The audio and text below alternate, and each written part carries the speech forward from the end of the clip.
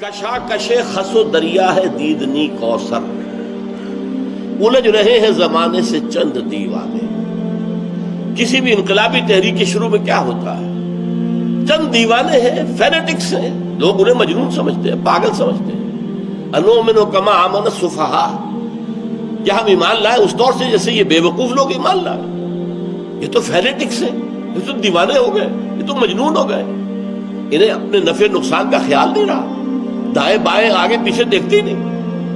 لیکن وہ لوگ جو ہے چند دیوانے الجھ رہے ہیں زمانے سے، زمانے کی ایک رفتار ہے، ایک چال ہے، ایک طرف چلنا چاہ رہا ہے۔ نقعد دقيقة بالبيت، هو بشير أسد واقف طير نسخته بصر معي والله أكبر.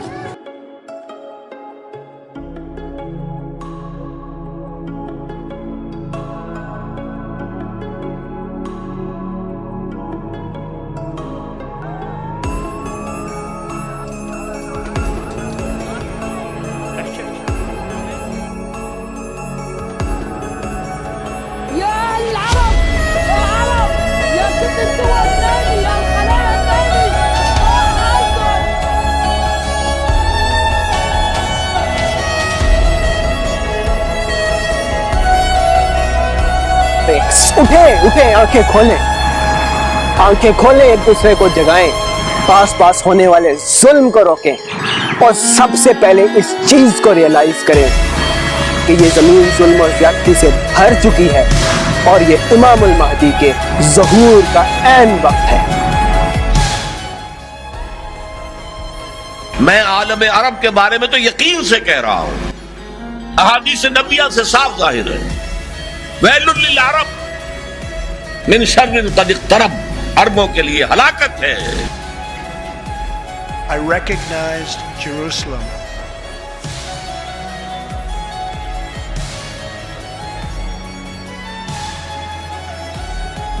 حدیث میں آتا ہے کہ ایک شخص کے 100 بیٹے ہوں گے تو 99 مر جائیں گے، ایک بچے گا۔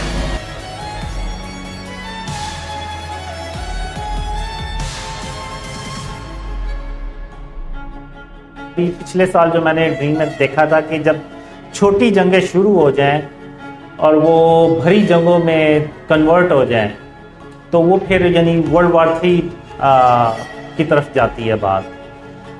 اور جو ڈریمز میں آیا تھا وہ یہی ہے کہ جو اسرائیل ہے نا، سب سے پہلے تو وہ فلسطین کے ایریے میں کاروائیاں کرتا ہے۔ یہ عجمی مسلمان ہے، عربی نہیں، عربی گئے، یہ نوٹ کر لیجئے، اس لیے کہ عربوں کو اللہ نے فضیلت دی تھی، محمد ان میں سے تھے صلی اللہ علیہ وسلم، یہ رتبہ بلند ملا جن کو مل گیا۔ لیکن ساتھ ہی اللہ نے دھمکی بھی دے دی تھی سورہ محمد میں، ان تتولوا یستبدل قوما غیرکم، اگر تم پیٹھ دکھا دو گے اس مشن کو جو ہم نے تمہارے حوالے کیا ہے، تمہیں ہٹائیں گے، کسی اور کو لے آئیں گے۔ لیکن اس کے بعد پھر یہاں سے جائیں گے وہ جو ان کی مدد کریں گے، اور یہ ایلیا کو واپس لینے والے، یہ مشرق سے چلنے والے لشکر ہوں گے۔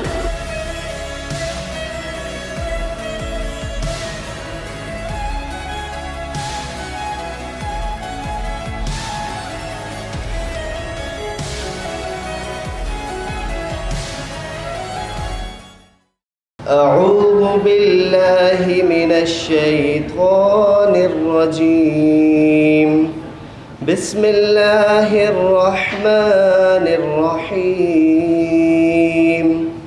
یطوف علیہم ولدان مخلدون بأکواب وأباریق وکأس من معین لا يصدعون عنها ولا ينزفون وفاكهة مما يتخيرون ولحم طير مما يشتهون وحور عين كأمثال اللؤلؤ المكنون جزاء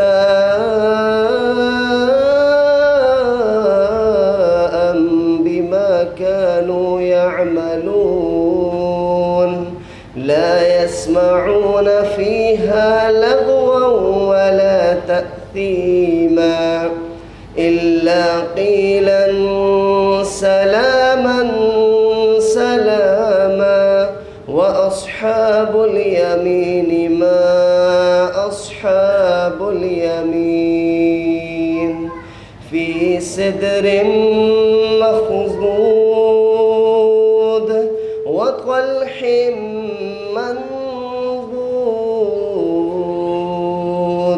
وظل ممدود وماء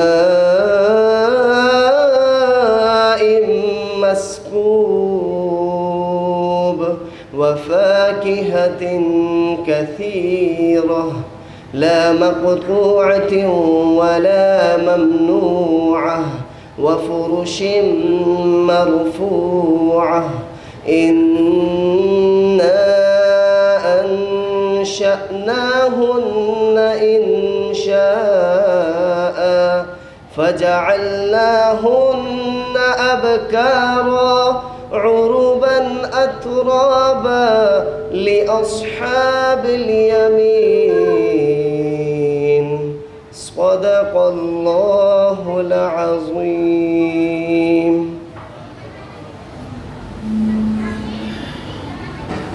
जज़ाकुमुल्लाह खैर।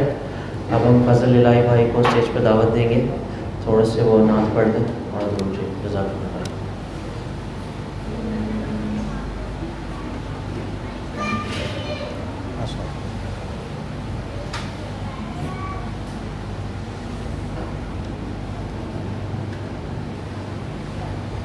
درود پاک با وضو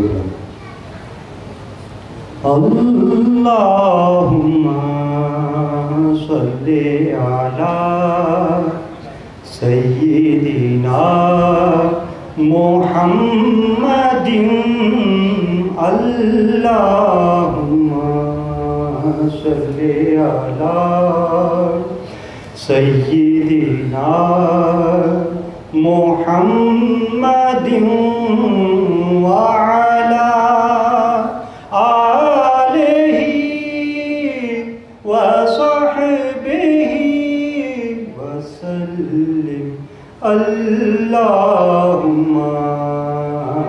صلی علی سیدنا محمد وعلى آلہ وصحبہ وسلم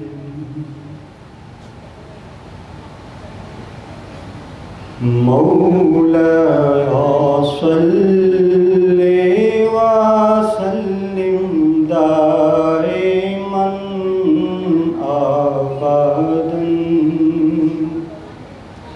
على حبيبك خير الخلق كلهم مولاي صل وسلم دائما أبدا على حبيبك خير الخلق كلهم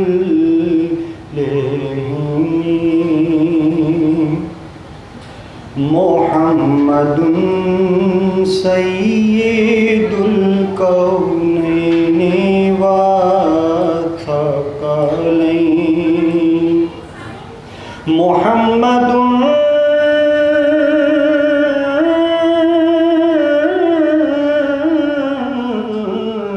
محمد سید الکونین والثقلین محمد سید الکونین والثقلین والفریقین من عرب ومن عجم مولاي صل وسلم دائما على حبيبك خير الخلق كلهم هو الحبيب الذي ترجى شفاعته هو الحبيب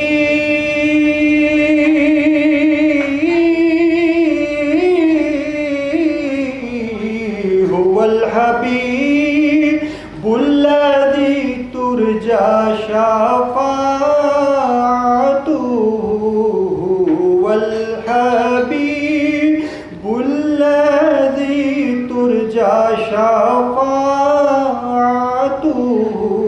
لكل حول من الأحوال مقتحم مولاي صل وسلم دائما أبدا على حبيبك خير الخلق كلهم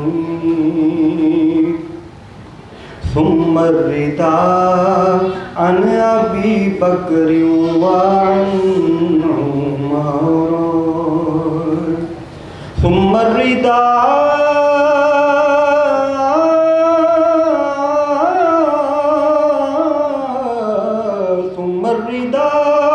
عن أبي بكر وعن عمر ثم الرضا عن أبي بكر وعن عمر وعن علي وعن عثمان ذي الكرم مولاي صل وسلم دائما أبدا على حبيبك خير الخلق كلهم يا ربي بالمصطفى بلغ مقاصدنا يا ربي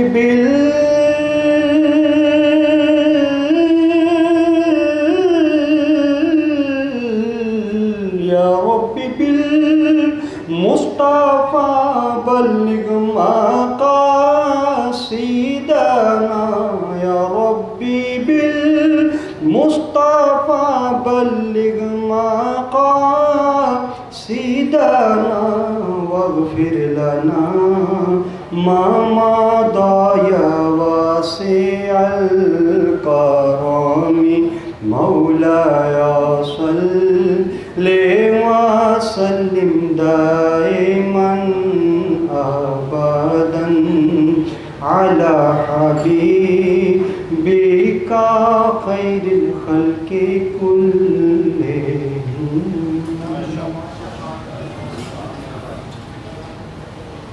پرابلم تھا اب واپس آواز آ گئی. تو پہلا سوال اصل میں کچھ ایک اور ریکویسٹ آئی ہے کہ کچھ ساتھی نئے آئے تو قاسم میں شروع میں اپنا تھوڑا سا تعارف کرا دیں اپنے بارے میں، کب سے خواب آ رہے ہیں، تھوڑا سا خوابوں کے بارے میں بتا. تو پہلا سوال یہ. بسم اللہ الرحمن الرحیم. السلام علیکم. میرا یہ عقیدہ ہے کہ اللہ کے سوا کوئی معبود نہیں اور حضرت محمد صلی اللہ علیہ وسلم اللہ کے سب سے آخری اور پیارے رسول ہیں.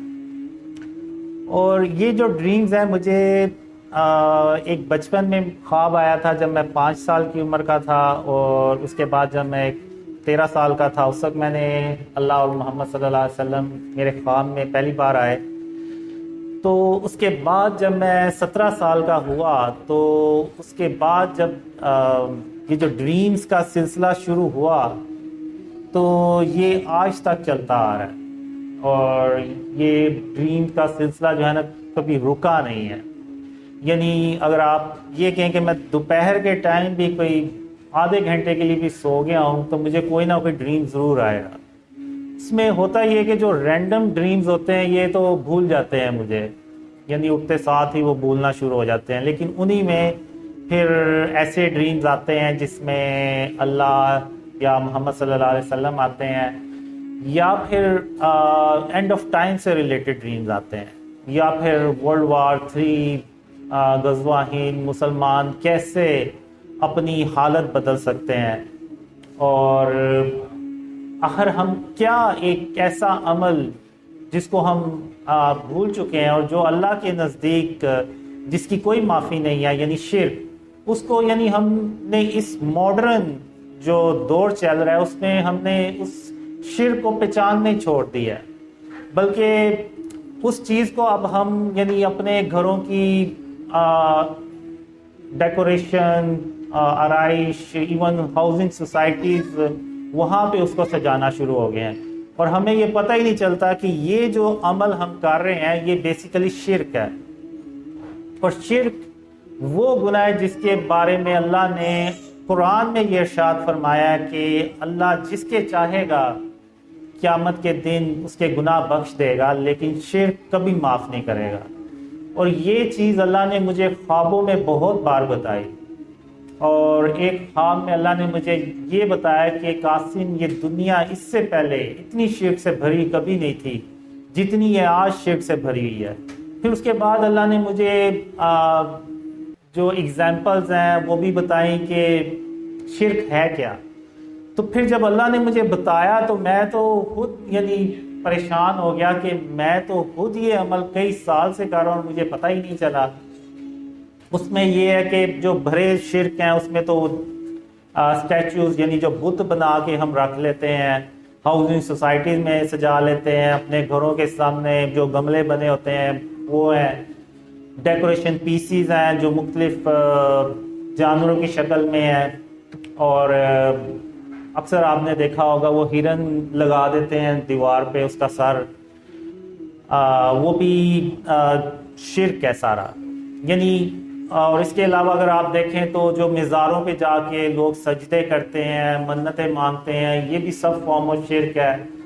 اور جو تصویریں ہم گھروں میں لگا دیتے ہیں، یعنی وہ تصویریں جو فزیکل ہیں، ایک تو یہ ہے نا کہ ڈیجیٹل ہے، ابھی ہم نے خود یہ فوٹو سیشن تصویریں بنوائی ہیں اور ویڈیو بھی بن رہی ہے، تو یہ ایک ڈیجیٹل ہے۔ اس کا یعنی آپ کہہ لیں کہ یہ کوئی فزیکل فارم نہیں ہے، بس ایک ڈیجیٹل عکس ہے کہ جب آپ موبائل کی سکرین آف کرتے ہیں، کمپیوٹر آف کرتے ہیں تو سب ڈیٹا میں کنورٹ ہو جاتا ہے، یعنی اس کا وجود ختم ہو جاتا ہے۔ لیکن جو تصویر دیوار پہ لگی ہوئی ہے، یہ ہم ساری لائٹیں بند کر کے بھی یہاں سے چلے جائیں گے نا تو وہ اس کا وجود وہاں پہ موجود رہے گا، تو یہ فارم آف شرک ہے۔ ایک ڈریم میں ایون اللہ نے مجھے یہ بھی بتایا تھا کہ قاسم اگر تم نے تصویروں کو ہی دیکھنا ہے تو ہندو بھی تصویروں کو ہی دیکھتے ہیں، تو تم میں اور ان میں پھر فرق ہی کیا رہ جاتا ہے۔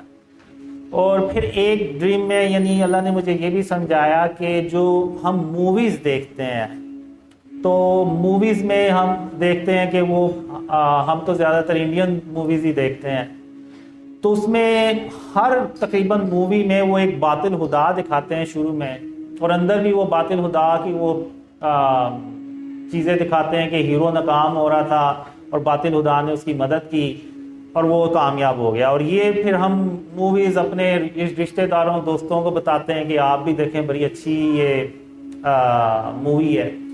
تو یعنی ہم یہ مووی دیکھ کے نا شرک کرتے ہیں، ایسا شرک جس کا ہمیں پتہ ہی نہیں ہے۔ اب اللہ جو ہے نا وہ تمام جہانوں کا رب ہے، تو فلم بے شک ایک وہ فیک سٹوری ہے، فیک جہان ہے، اس کا بھی رب اللہ رب العالمین ہی ہو سکتا ہے اور کوئی نہیں ہو سکتا۔ تو اس میں بھی اللہ کی وحدانیت ہی دکھائی جائے تو ہم وہ مووی دیکھیں، ورنہ ہم وہ مووی نہ دیکھیں، کیونکہ وہ بھی پھر وہ شرک کے زمرے میں آئے گی۔ کیونکہ ہم جب اب شروع میں میں بھی بات کرتا تھا تو وہ کہتے ہیں ہم نے دیکھی ہے، ہم نے یقین تھوڑی کیا کہ وہ ہم اس کے باطل خدا پہ ہم نے یقین تھوڑی کر لیا۔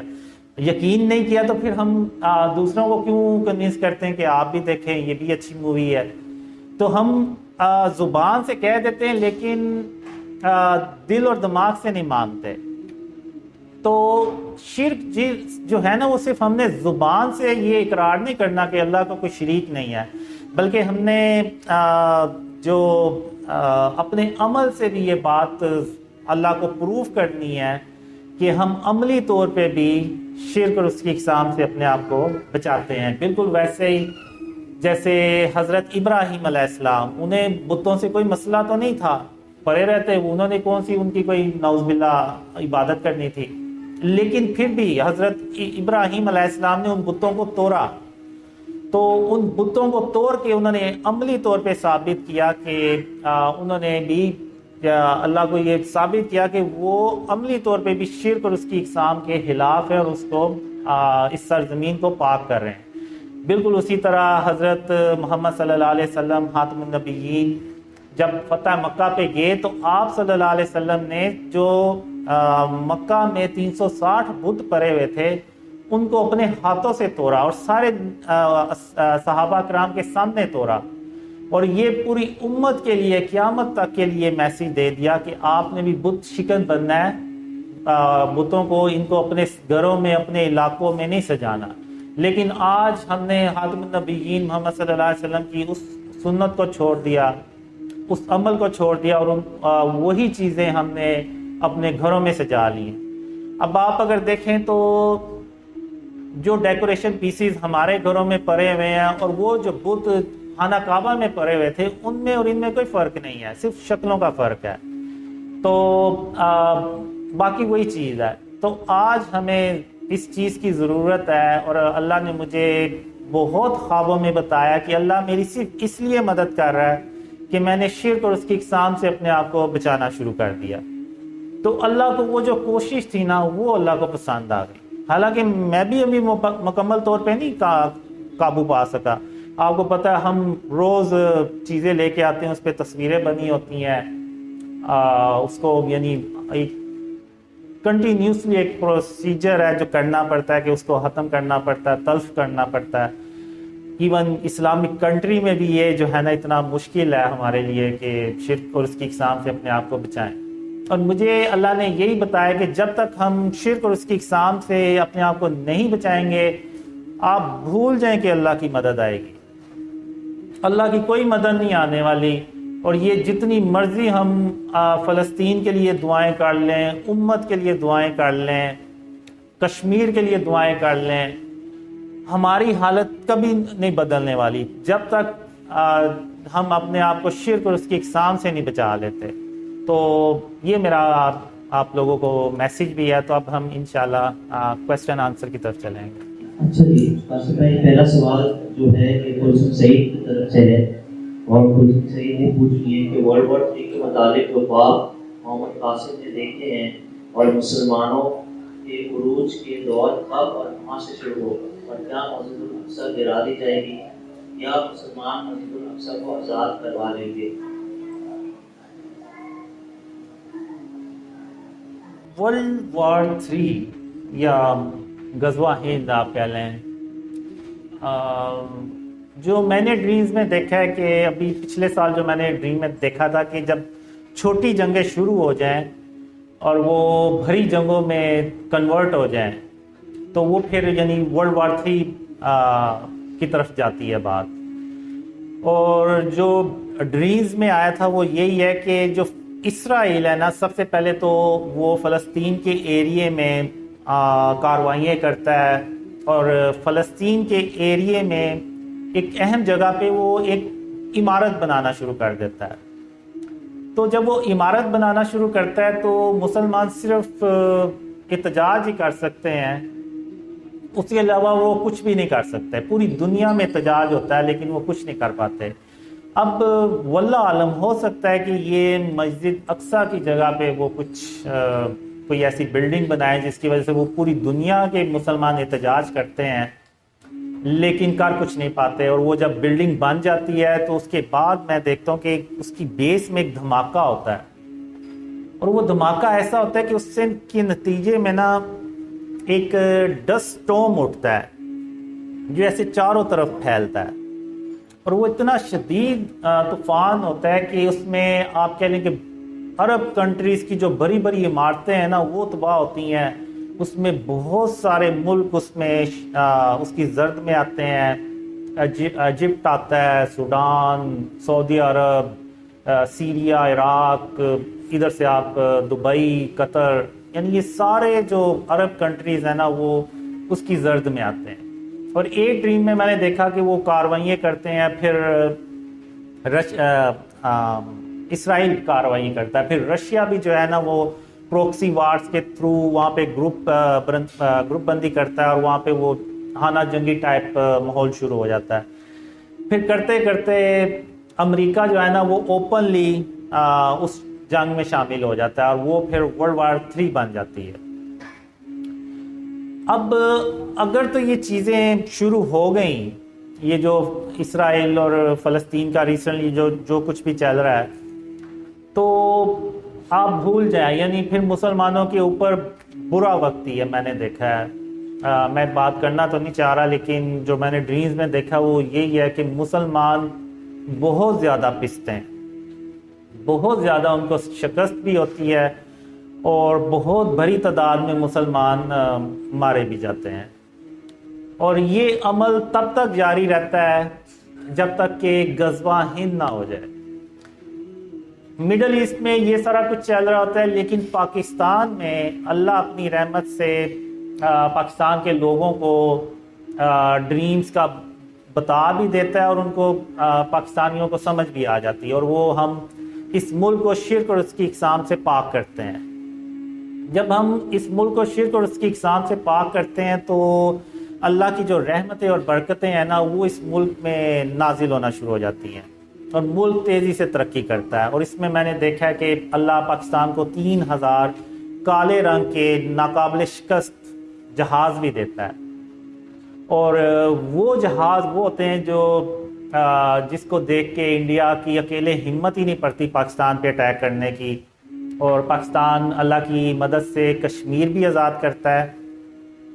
تو اب دوسری طرف مڈل ایسٹ میں جب وہ سب کچھ تباہ کر دیتے ہیں، اور ادھر سے پاکستان ترقی کر رہا ہوتا ہے، تو آپ کو پتہ ہے کافی لوگوں سے تو یہ کبھی بھی ہضم نہیں ہوگا پاکستان ترقی کرے گا، اور خاص طور پہ انڈیا سے تو کبھی نہیں ہوتا. انڈیا جنگ کرنے کی کوشش کرتا ہے، لیکن کالے رنگ کے جنگی جہازوں کی وجہ سے وہ کچھ کر نہیں پاتا. تو وہ پھر جو جنگ ہوتی ہے نا مڈل ایسٹ میں، اس کو پھر وہ پاکستان پہ لے کے آتے ہیں. اور یعنی چونکہ پاکستان ترقی بھی کر رہا ہوتا ہے، تو وہ کافی لوگ کہتے ہیں کہ ہم پاکستان کو اگر ہم نے ادھر ہی روک لیا تو روک لیا، نہیں تو یہ کل کو ہمارے اوپر حکومت کرے گا. تو وہ اس نظریے سے بھی نہ سارے ہندوستان میں جمع ہوتے ہیں، اور پاکستان اکیلا ایک طرف ہوتا ہے. اس میں یہ ہوتا ہے کہ وہ اللہ اپنی رحمت سے ڈریمز پھیلاتا بھی چلا جاتا ہے، اور بہت سارے مسلمان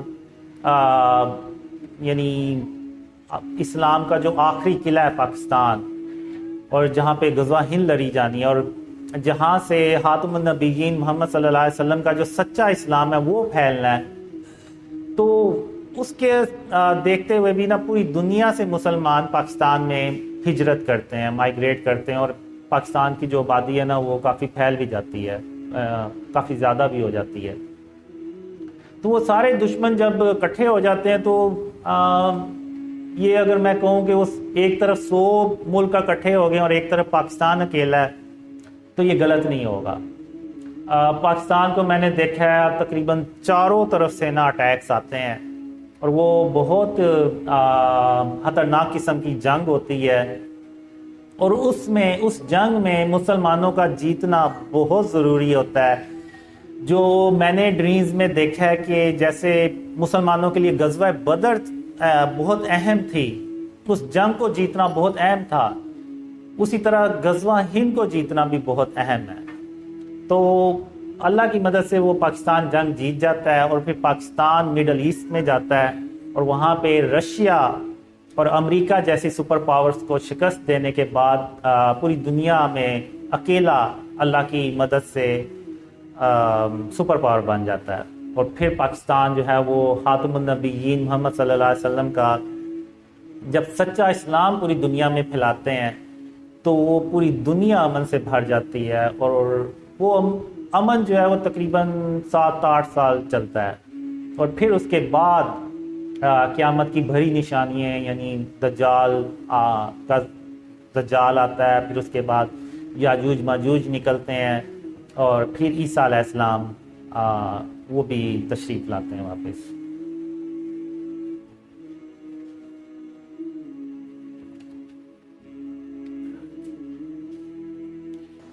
اگلا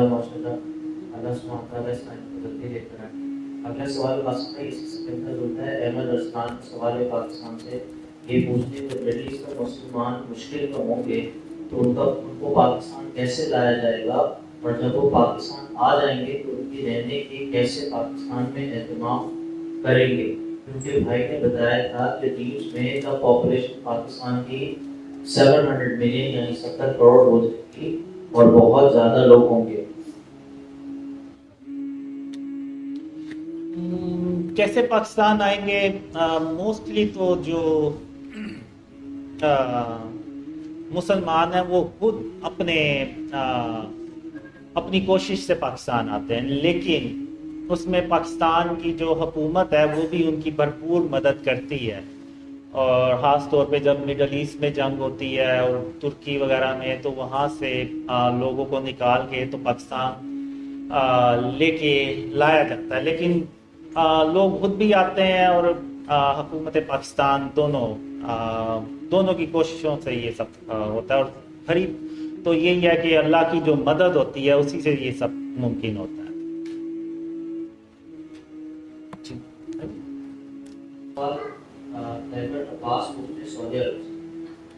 سوال یہ اچھا کچھ لوگ سوال اپنے ٹرانسلیٹ کرنے کیونکہ کچھ انڈونیشین میں سوال ٹرانسلیٹ کرنے. خیبر عباس سعودی عرب سے کہ میرا سوال ہے میرے قاسم سے، جو لوگ پاکستان سے باہر ہیں اور بہت مجبور ہیں انہیں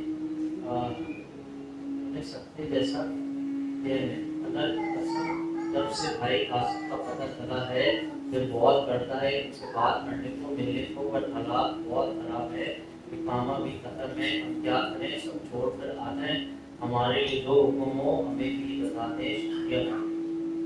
دیکھیں، اگر جو پاکستانی ہیں وہ پاکستان، ان کو پتہ ہی ہے پاکستان کے حالات کیسے ہیں، تو اگر تو وہ آ سکتے ہیں تو ٹھیک ہے، لیکن جو پاکستان سے یعنی دوسری نیشنز ہیں جیسے انڈونیشیا، ملیشیا، یورپ سے ہیں، جو وہ آنا چاہ رہے ہیں تو ان کے لیے تو میرا یہی مشورہ ہے کہ ابھی نہ آئیں، کیونکہ ابھی تو پاکستان کے حالات خود خراب ہیں، اور جو مجھے لگ رہا ہے، جو مجھے ڈریمز میں بھی آیا ہے، میرا نہیں حال کہ پاکستان کے حالات کوئی اتنی جلدی ٹھیک ہونے والے ہیں، کیونکہ اس کی ایک ہی وجہ ہے کہ ہم نے اس ملک کو ابھی تک شرک اور اس کی اقسام سے پاک کرنا تو شروع کیا ہی نہیں ہے، بلکہ سوچنا بھی نہیں شروع کیا. تو جب تک ہم یہ کام کریں گے ہی نہیں تو اللہ کی مدد بھی نہیں آئے گی، اور جب تک اللہ کی مدد ہی نہیں آئے گی تو بے شک آپ 10 ارب ڈالر قرض لے لیں وہ بھی ختم ہو جائے گا. تو میرا تو یہ مشورہ ہے کہ آپ جہاں پہ سیٹ ہیں آپ صبر کریں اور وہیں پہ اسٹے کریں، وہیں پہ رہیں، اور جب اللہ کوئی پاکستان کے حالات اچھے کرے گا تو آپ پھر پاکستان آ جائیں، تو یہی بہتر ہے ان کے لیے. اچھا قاسم بھائی، اگلا سوال کلثوم سعید کا ہے، کیا دجال صرف شہروں میں آئے گا اور پہاڑوں پر جا بسنے والے کیا فتنوں سے محفوظ رہیں گے؟ نہیں، میرا نہیں خیال. جب دجال آئے گا تو وہ پوری دنیا میں جو ہے نا اس کی آپ کہہ لیں چند دنوں کی حکومت آپ کہہ لیں وہ ہوگی. تو پہاڑوں پہ آپ چلے جائیں یا جہاں مرضی چلے جائیں وہ پہنچ ہی جائے گا وہاں پہ. صرف اس جگہ شاید اس جگہ وہ نہیں پہنچ سکے گا جہاں پہ اللہ نے اپنی رحمت سے لوگوں کو بچایا ہوگا، چھپایا ہوگا. تو باقی ہر جگہ ہی وہ پہنچے گا.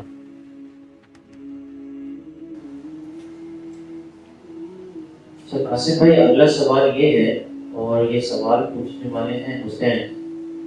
یہ پوچھتے ہیں قاسم بھائی کے خوابوں کے مطابق دجال پہلے ایک مذہبی شخص ہوگا اور شیطان اس کی مدد بھی کر رہا ہے طاقتیں حاصل کرنے کے لیے، تو اس کا مجھے سمجھ نہیں آیا کہ وہ مذہبی بھی ہے اور شیطان اس کی مدد بھی کر رہا ہے بیک وقت، اس کا بتا دیں تھوڑا۔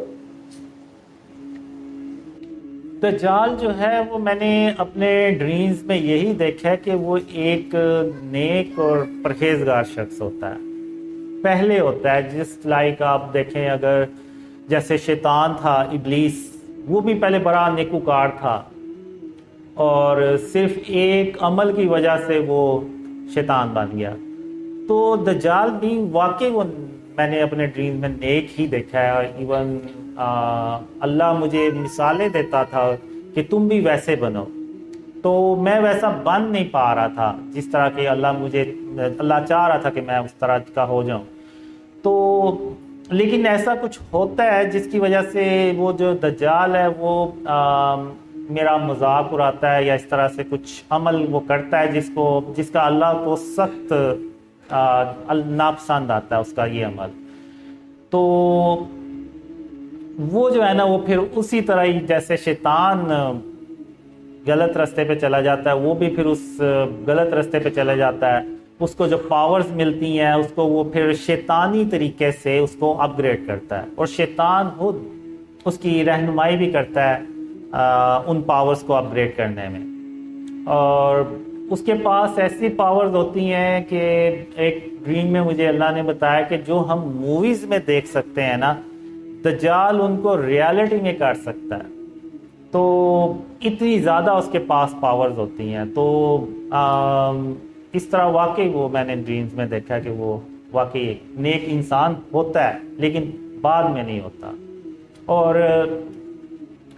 مجھے 2003 سے لے کے 2005 تک بہت زیادہ ڈریمز آئے جن میں یعنی اینڈ آف ٹائم سے ریلیٹڈ سارے وہ ڈریمز تھے، جن میں یاجوج ماجوج آ رہی ہے، ہم ٹرین پہ عیسیٰ علیہ السلام سے ملنے جا رہے ہیں، دجال باہر آ رہا ہے، لیکن اللہ نے کبھی اس کو دجال کہہ کے نہیں تھا بلایا۔ یعنی مجھے ڈریم میں پتہ چلتا تھا کہ وہ دجال ہے، لیکن اللہ نے کبھی نہیں تھا کہا۔ تو اس لیے اگر آپ نے دیکھا ہو تو میں نے جب شروع میں اپنی ویڈیوز شیئر کی تھی نا ٹیکسٹ فارم میں، گرین سکرین اور اس کے اوپر وہ ٹریکس جو ہے نا وہ سکرول کرتا ہے اوپر کی طرف، تو اس میں میں نے اس کو ایک پاورفل مین لکھ کے تو مینشن کیا ہوا ہے، کیونکہ اللہ نے مجھے کنفرم ہی نہیں تھا کیا کہ یہ واقعی دجال ہے۔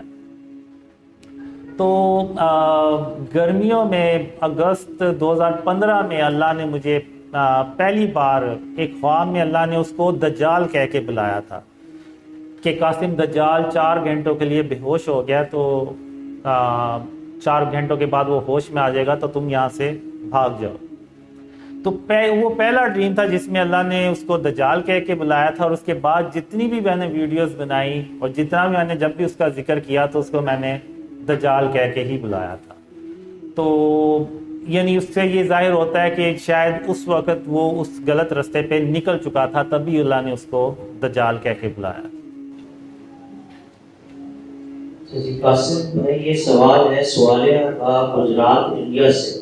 ان کا سوال یہ ہے کیا انڈین مسلمانوں کے لیے کوئی پیغام ہے، اور کیا امت مسلمہ کی عورتوں کے لیے کوئی خاص پیغام ہے، کیا عورتیں جنگ میں حصہ لے سکتی ہیں؟ جی اب اس میں یہ ہے کہ انڈیا کے جو مسلمان ہیں انہیں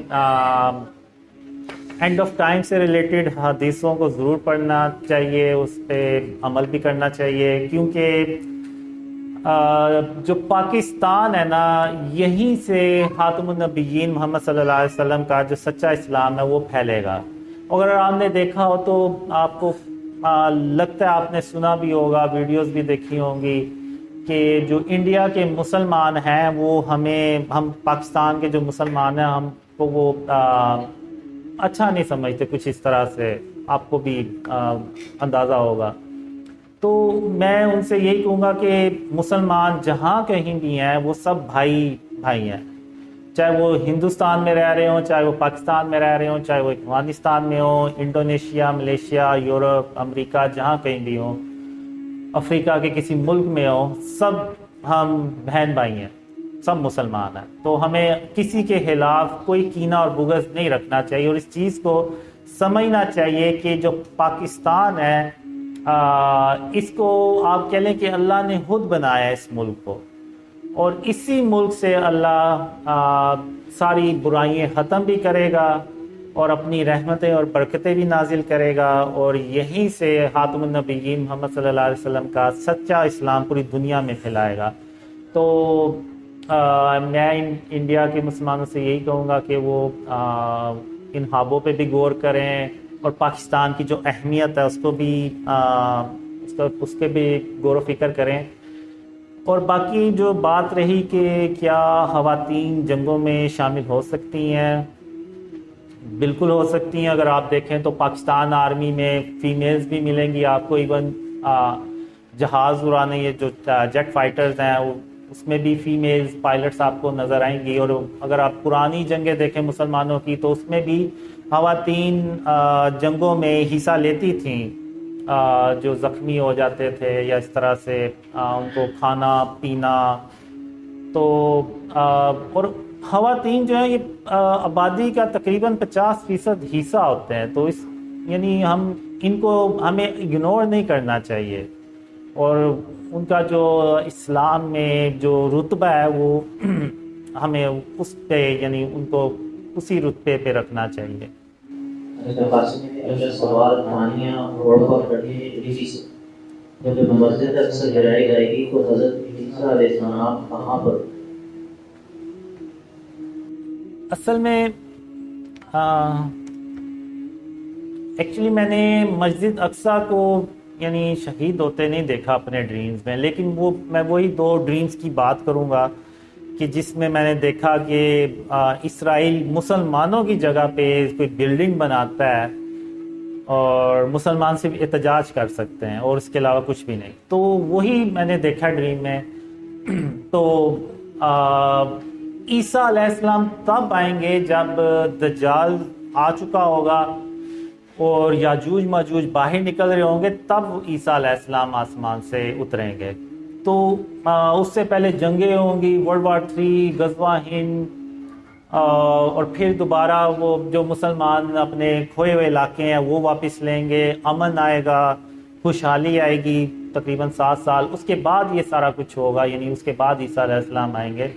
تو میرے خیال سے اس وقت عیسیٰ علیہ السلام ابھی تشریف نہیں لے کے آئے ہوں گے۔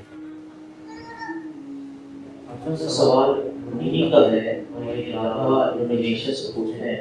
میں پوچھنا چاہوں گا کہ قاسم بھائی نے آپ کو انڈونیشیا کا خواب دکھایا تھا، خاص طور پر مشہور انڈونیشیا کے علماء یا استاد جنہوں نے بھائی قاسم کے خواب پر یقین کرنا شروع کیا، اور کیا برادر قاسم کو انڈونیشیا کے سیاسی حالات دکھائے گئے 2024 میں انڈونیشیا میں انتخاب ہوں گے؟ اچھا، اب جو انڈونیشیا ملیشیا سے ریلیٹڈ ڈریمز ہیں وہ کچھ ہیں۔ اس میں پرانے ڈریمز یہ ہیں کہ میں جاتا ہوں گاڑی پہ جاتا ہوں، پہلے میں بنگلہ دیش جاتا ہوں، پھر اس کے بعد ملیشیا، پھر اس کے بعد انڈونیشیا۔ اس طرح کے 2-3 ڈریمز ہیں۔ ایک ڈریم مجھے آیا تھا جب عمران خان کی حکومت چلی گئی تھی پچھلے سال 15 اپریل 2022 کو۔ اس میں یہ کہتا ہوں کہ میرے جو خواب ہیں وہ عمران خان سے ریلیٹڈ بالکل ویسے ہی سچے ہوئے ہیں جیسے کہ اللہ نے مجھے خوابوں میں دکھایا تھا۔ تو اور پھر اسی ڈریم میں میں کہتا ہوں کہ عمران خان ارلی الیکشن کروانے میں بھی کامیاب نہیں ہو سکیں گے۔ پھر اس کے بعد میں آگے جاتا ہوں تو وہاں پہ مجھے کچھ علماء ملتے ہیں اراؤنڈ دا ورلڈ، لیکن ان میں انڈونیشیا ملیشیا کے جو علماء ہوتے ہیں ان کی تعداد زیادہ ہوتی ہے۔ تو پھر میں کہتا ہوں کہ اللہ کی انہوں نے نشانیاں دیکھ لی ہیں، یعنی جو خواب میرے عمران خان سے ریلیٹڈ سچے ہوئے ہیں وہ ان سب علماء نے دیکھ لی ہیں۔ اب اس کے بعد بھی اگر یہ حق کو چھپائیں گے تو یہ یعنی زیادتی کریں گے، ان کو ایسا نہیں کرنا چاہیے۔ تو پھر اس کے بعد میں دیکھتا ہوں علماء جو انڈونیشیا ملیشیا سے ہیں وہ اس پہ زیادہ بلیو بھی کرتے ہیں اور اس بات کو آگے پھیلاتے بھی ہیں کہ قاسم کے جو خواب ہیں یہ عمران خان سے ریلیٹڈ سچے ہوئے ہیں۔ تو قاسم کے جو وہ خواب ہیں جو دوسرے یعنی پاکستان کی خوشحالی سے ریلیٹڈ، اسلام کی سربلندی سے ریلیٹڈ، وہ بھی سچے ہوں گے۔ پھر بس اینڈ میں یہی ہوتا ہے کہ میں اپنے گھر کے باہر ہوتا ہوں اور کافی لوگ ارد گرد جمع ہوتے ہیں، جیسے وہ کوئی سننے کے لیے آئے ہیں کہ جیسے اسپیچ ہے یا اس طرح سے کوئی چیز ہے. تو بس وہ یہ ایک ڈریم تھا. جزاک اللہ قاسم بھائی. آپ انشاءاللہ خواتین سے لائیو کوشچن دیں گے، جو خواتین پہلے چلے جائیں گی تو ان کی طرف ہم چلتے ہیں. مائک بھجوا دیں گے، تو جنہوں نے سوال پوچھنا ہے مائک لے کر اس میں سوال پوچھیے. جزاک اللہ. ٹھیک بات ہے.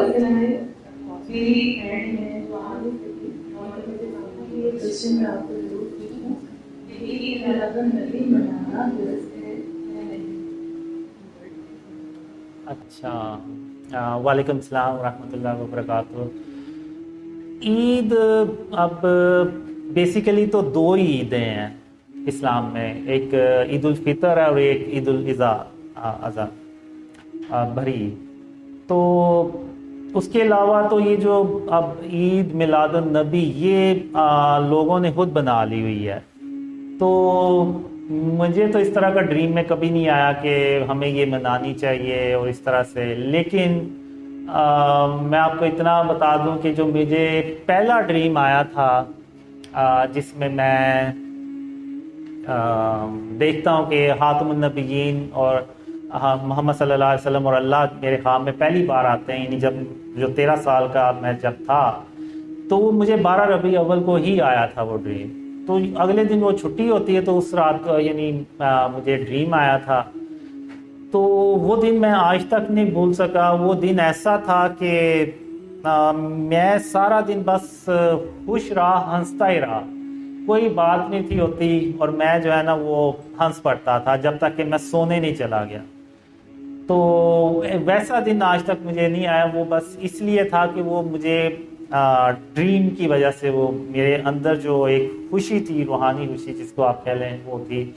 باقی اس کے علاوہ مجھے کبھی یہ نہیں آیا کہ ہم جو ہے وہ عید یعنی جو اس کو عید کا درجہ دیں یا اس کو ایسے ہم منائیں جیسے آج کل ہم منا رہے ہیں. تو اب اگر ہم نے محمد صلی اللہ علیہ وسلم سے سچی محبت کا اظہار کرنا ہے تو اس کا اللہ نے سب سے بہترین رستہ بتا دیا ہوا ہے. اب اللہ سے بہتر رستہ تو کوئی نہیں بتا سکتا، اور وہ رستہ یہی ہے کہ ہم آپ صلی اللہ علیہ وسلم پر درود اور سلام بھیجیں، کثرت سے بھیجیں، جیسے کہ اللہ اور اس کے فرشتے جو ہیں وہ بھی خاتم النبیین محمد صلی اللہ علیہ وسلم پر درود اور سلام بھیجتے ہیں. تو اس کے لیے ایک دن مقرر کرنا کہ بس اسی دن ہم نے ان سے محبت کا اظہار کرنا ہے، تو یہ میرے خیال سے مناسب نہیں ہوگا. ہمیں ہر روز ہی آپ صلی اللہ علیہ وسلم پر درود اور سلام بھیجنا چاہیے. تو میں یہی کہوں گا کہ ایسا ایونٹ منانے سے بہتر ہے کہ ہم آپ صلی اللہ علیہ وسلم پر درود اور سلام بھیجیں، اور یہی اللہ اور اس کے فرشتے جو ہے نا وہ اللہ کی یہ سنت بھی ہے. تو بس میرے پاس تو یہی جواب ہے اس کا. جزاک اللہ. السلام علیکم. میرا سوال ہے کہ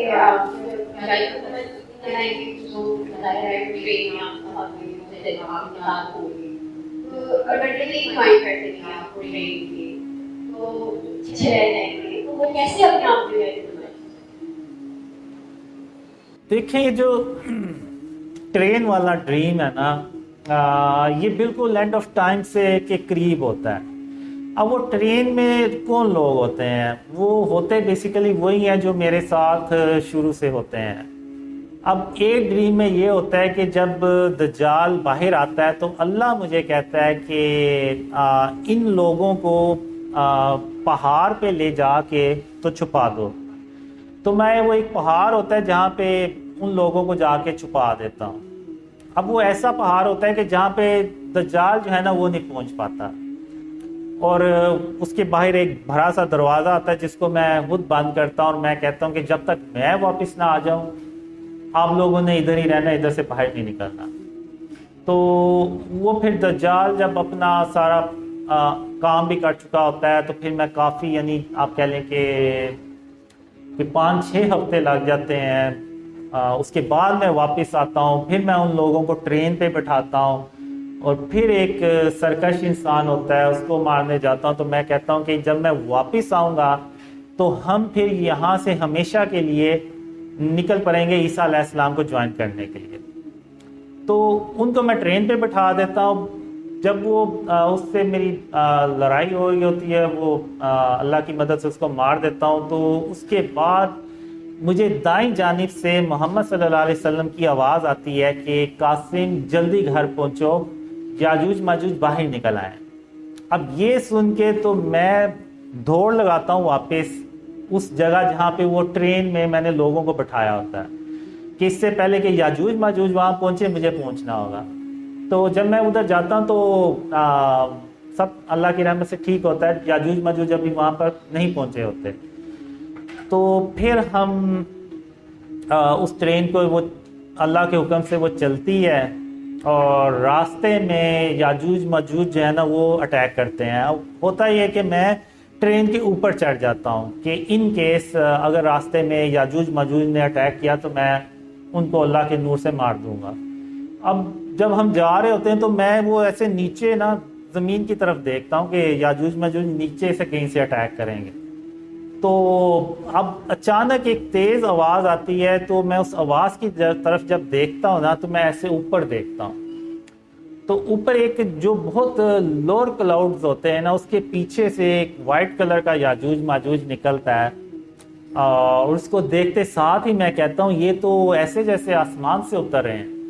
تو وہ بیسیکلی آسمان سے نہیں آ رہے ہوتے، انہوں نے جمپ لگایا ہوتا ہے اتنا ہائی کہ وہ لگ ایسے رہا ہوتا ہے کہ وہ آسمان سے آ رہے ہیں.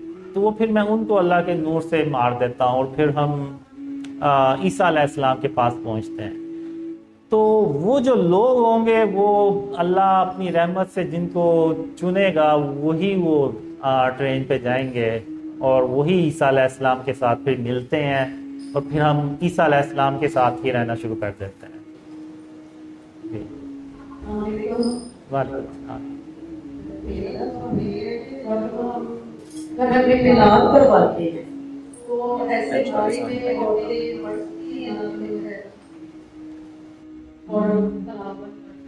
اگر تو وہاں پہ صرف فیمیلز ہیں تو آپ کر سکتی ہیں.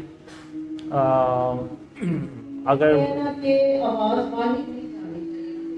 جی بالکل باہر بالکل نہیں جانی چاہیے. جی اور باقی میں خود اس بات پر بھی عرفان بھائی نے بھی کہا تھا کہ ہم تلاوت کے بعد نعت پڑھ لیں، تو میں نے کہا ان سے کہ بہتر یہ ہے کہ ہم درود پڑھ لیں، کیونکہ نعت جو ہے نا وہ ایک انسان کی خود اپنی بنائی ہوئی ہے، اور جو درود اللہ نے ہمیں بتایا ہوا ہے سکھایا وہ اللہ رب العالمین نے بنایا ہوا ہے سکھایا ہوا ہے.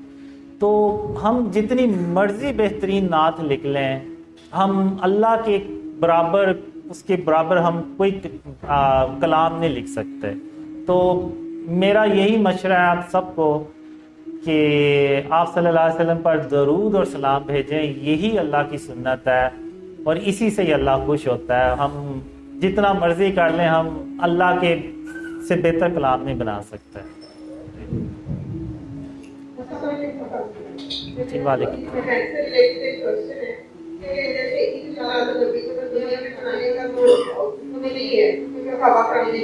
جی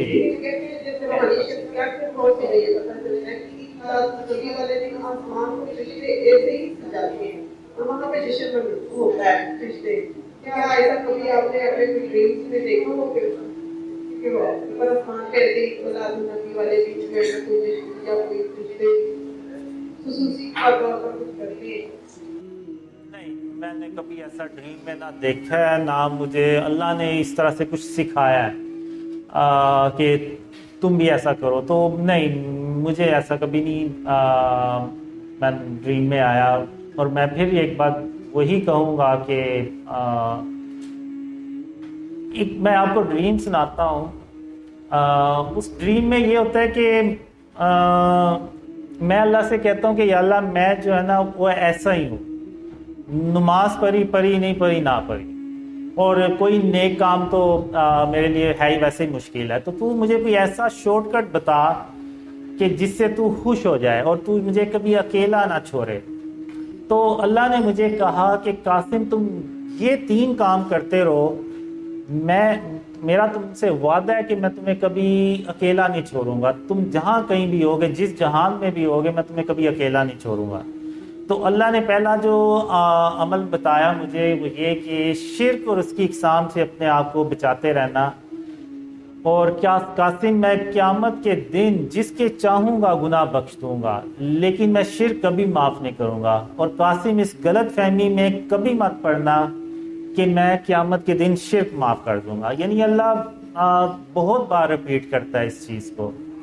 اور دوسرا اللہ نے مجھے بتایا کہ صبح و شام میری یعنی اللہ رب العالمین کی تعریف کے ساتھ تسبیح کرتے رہنا۔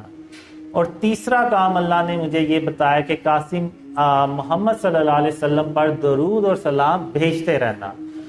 تم یہ 3 کام کرتے رہو، میرا تم سے وعدہ ہے، میں تم جہاں کہیں بھی ہو، جس جہان میں بھی ہوگے، میں تمہیں کبھی اکیلا نہیں چھوڑوں گا۔ تو پھر وہی یعنی عید میلاد ایک خاص دن مقرر کرنا نہیں چاہیے ہمیں روز جب بھی یاد آئے ہمیں محمد صلی اللہ علیہ وسلم پر درود اور سلام بھیجنا چاہیے، اور یہ اللہ کو بہت پسند ہے۔ اور آپ یہ دیکھیں کہ خاتم النبیین محمد صلی اللہ علیہ وسلم، ان کا نام اللہ نے اپنے نام کے ساتھ خود لکھا ہے۔ تو ہم یعنی اللہ کا شکر ادا نہیں کر سکتے کہ اللہ نے ہمیں محمد صلی اللہ علیہ وسلم کا امتی بنایا ہے۔ اور ایک میں نے ڈریم دیکھا، تو اس ڈریم کے بعد میں نے کہا کہ اپنے آپ سے کہا کہ ایون محمد صلی اللہ علیہ وسلم کا امتی ہونا بھی اللہ کی ایک خاص رحمت ہے، ورنہ بہت سے لوگ ہیں جو ان کے امتی میں شامل ہی نہیں ہو سکے، حالانکہ وہ ہو سکتے ہیں، یعنی کافر لوگ جیسے۔ تو اس ڈریم میں نے یہ دیکھا کہ جو خاتم النبیین محمد صلی اللہ علیہ وسلم کا جو قد ہے نا، وہ اللہ کے عرش تک چھو رہا ہوتا ہے۔ اور اب جیسے میں یہاں پہ کھڑا ہوں، سانس لے رہا ہوں، تھوڑا بہت یعنی جتنا بھی میں چاہوں میں بالکل سٹل نہیں ہو سکتا، یعنی ہلکا پھلکا ہلوں گا۔ تو محمد صلی اللہ علیہ وسلم بھی نا سانس ایسے لے رہے ہوتے ہیں، اور اللہ کے عرش کے اور ان کے بیچ میں کوئی گیپ نہیں ہوتا، یعنی جو کپڑا ہوتا ہے نا انہوں نے آپ صلی اللہ علیہ وسلم نے ایسے لپیٹا ہوتا ہے، وہ یعنی رگڑ کھا رہا ہوتا ہے اللہ کے عرش کے ساتھ۔ اور اللہ کا جو عرش ہے نا وہ ایسے ہوا میں جھول رہا ہوتا ہے ایسے۔ تو میں کہتا ہوں کہ یعنی جن نبی کا جو قد ہے وہ اللہ کے عرش کو چھو رہا ہے، اور صرف ان کے سانس لینے کے اللہ کا جو عرش ہے وہ ہوا میں جھول رہا ہے، تو اس سے بڑی یعنی اور کیا کامیابی ہو سکتی ہے۔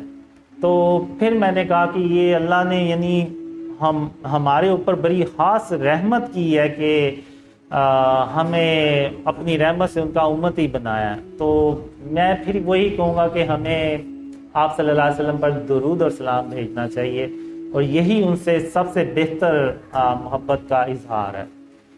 جی وعلیکم السلام۔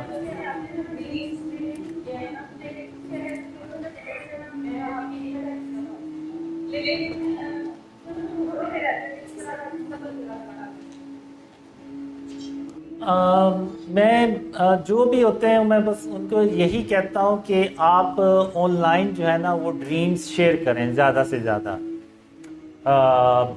جیسے ہمیں سارے پلیٹ فارمز جو ہے نا ان کو یوز کرنا چاہیے، یوٹیوب، انسٹاگرام، واٹس ایپ، ٹک ٹاک، اور اس طرح سے جو دوسری فیس بک اور